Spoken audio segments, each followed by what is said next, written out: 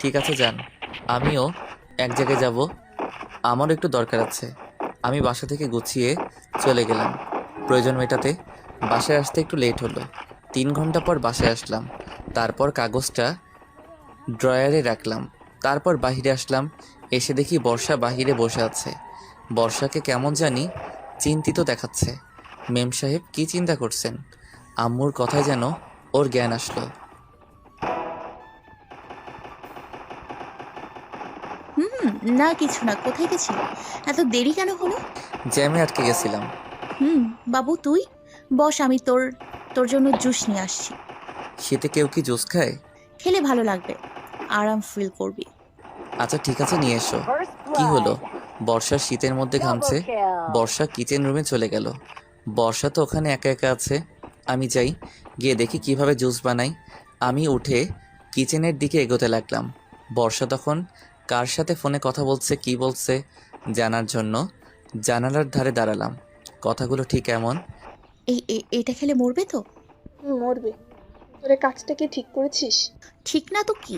আমার সম্পত্তি সব আব্বু ওই ফকিন্নি এতিমকে দিয়ে দেবে। তাই কি আমি বসে বসে দেখবো? আব্বু বলে কি, বাবু যদি সম্পত্তি আমাকে দেয় তবে নাকি আমি পাবো, তা না হলে না। কিন্তু আব্বু তো জানে না তার মেয়ে কত জেদি। না থাকবে বাঁশ, না বাজবে বাঁশি।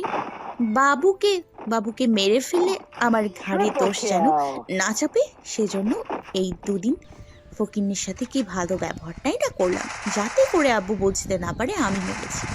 মেরেছি বলতে সরিয়ে দিয়েছি পথে কাটাকে। আমার জীবনটা অতিষ্ঠ করে দিয়েছি এই ফকিন্নি। সেই ছোট থেকে ওকে সরানোর অনেক চেষ্টা করেছি, চলে বলে কাজ হয় নাই।